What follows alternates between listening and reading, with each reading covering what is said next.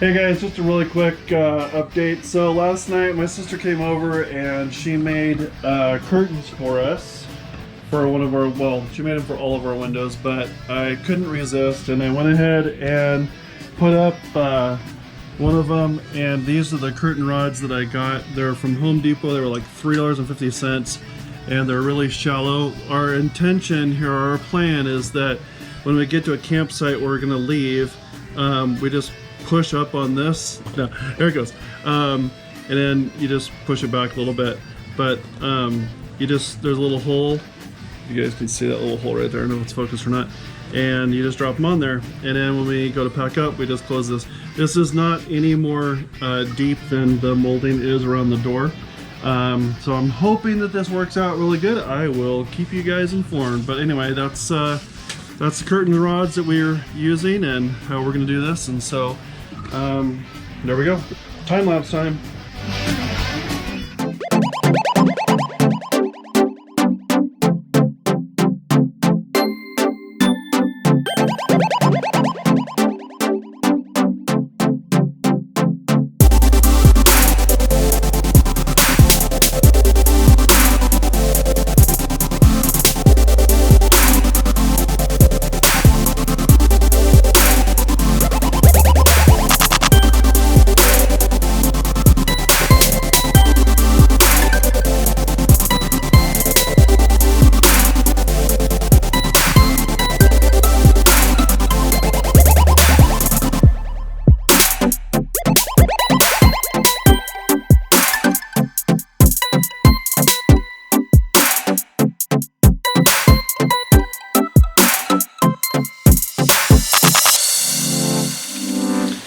Good morning, guys.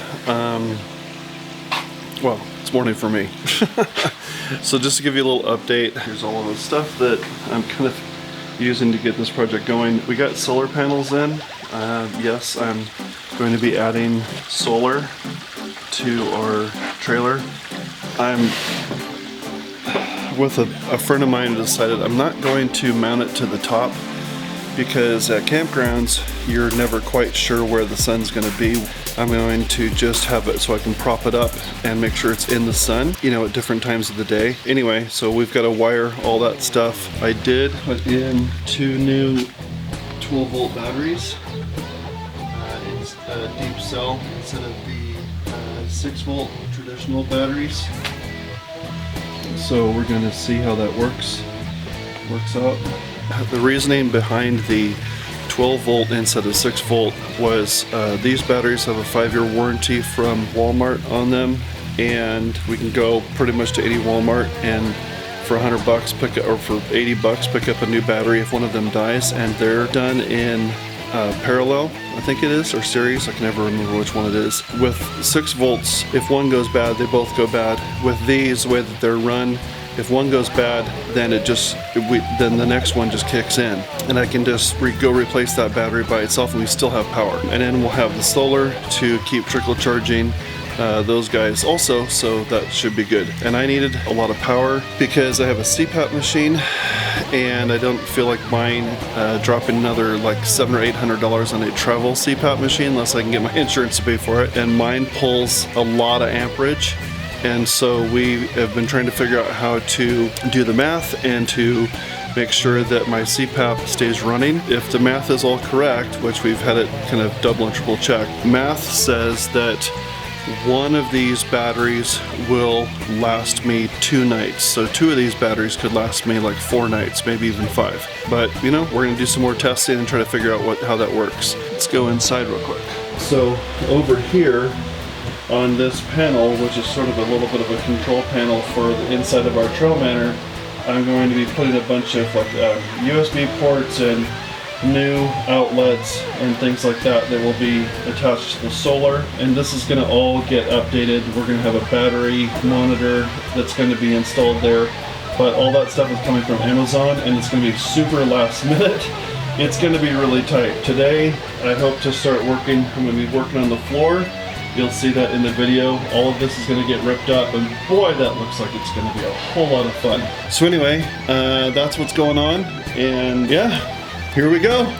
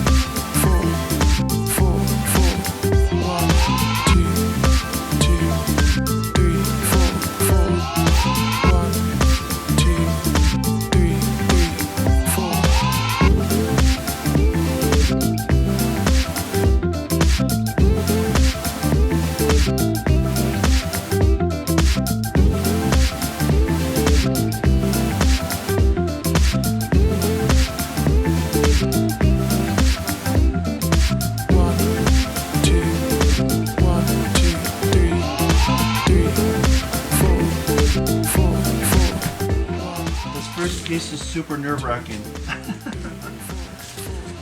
But here it goes. Wait, what do these arrows mean? It's gotta go this way? Sure, whatever.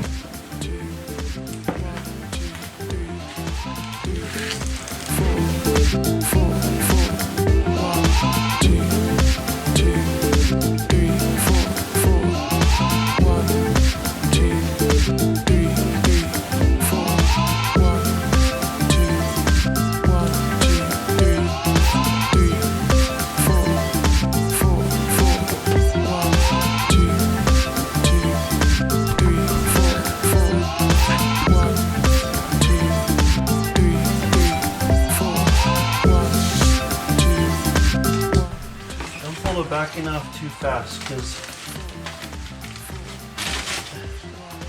it ripped.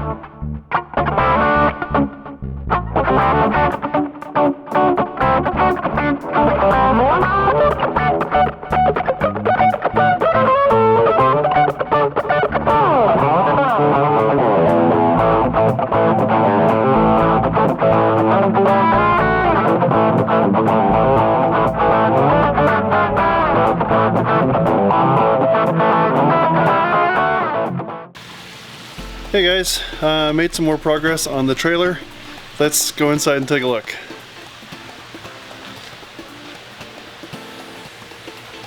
So I had removed the threshold and I painted that black. I want to, if you can see it here, we have non-slip, tread, non-skid. You know that tape? We have that there, and I'd like to put a little bit of that running across the top edge of that just to keep that from getting scuffed up too much. But here is the floor all in. and done, except for I've got to do all the quarter round molding around the edges.